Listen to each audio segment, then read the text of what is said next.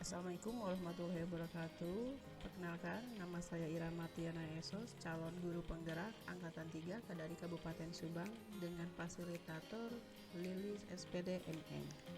Pada kesempatan ini, saya akan membahas mengenai tugas 2.1A9, koneksi antar materi modul 2.1, yaitu mengenai pembelajaran berdiferensiasi. Pertanyaannya adalah, apa yang dimaksud dengan pembelajaran berdiferensiasi dan bagaimana hal ini dapat dilakukan di kelas?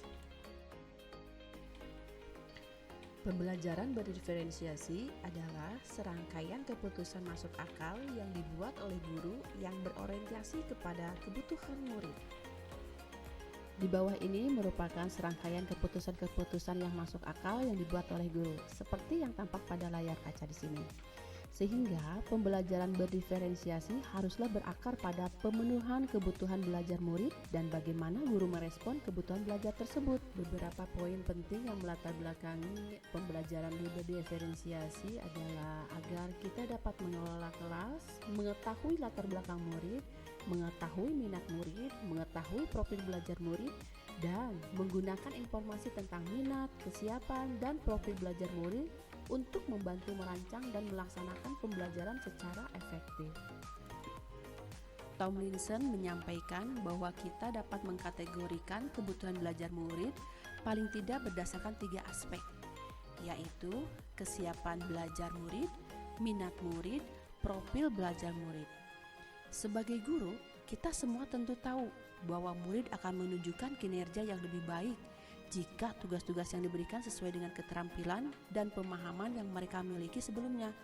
Itulah yang disebut dengan kesiapan belajar.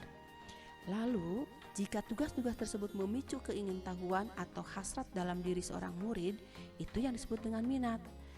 Dan jika tugas itu memberikan kesempatan bagi mereka untuk bekerja dengan cara yang mereka sukai, itulah yang disebut dengan profil belajar.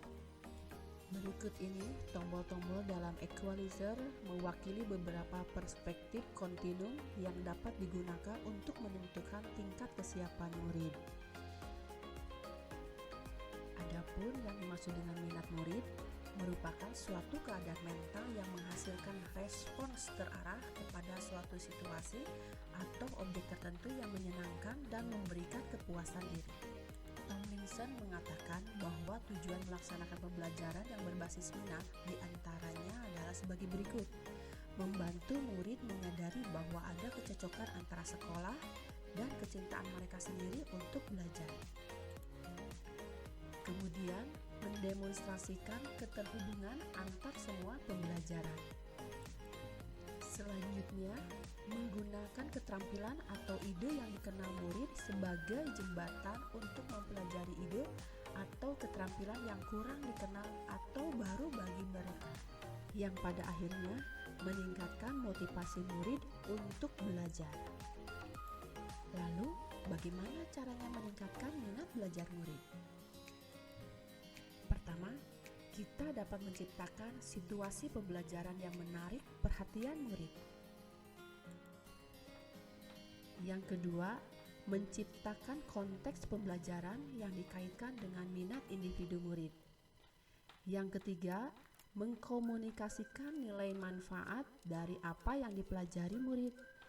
Dan yang keempat, menciptakan kesempatan-kesempatan belajar di mana murid dapat memecahkan persoalan. Selanjutnya, kategori kebutuhan yang ketiga yaitu mengenai profil belajar murid. Profil belajar murid mengacu pada cara-cara bagaimana kita sebagai individu paling baik belajar.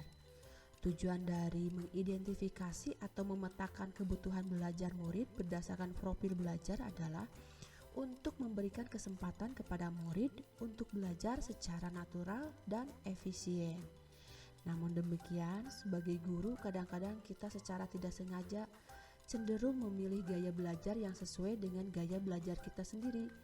Padahal kita tahu, setiap anak memiliki profil belajar murid terkait dengan banyak faktor. Berikut ini adalah beberapa di antaranya. Yang pertama, preferensi terhadap lingkungan belajar. Yang kedua, pengaruh budaya. seperti santai terstruktur, pendiam ekspresif, personal impersonal.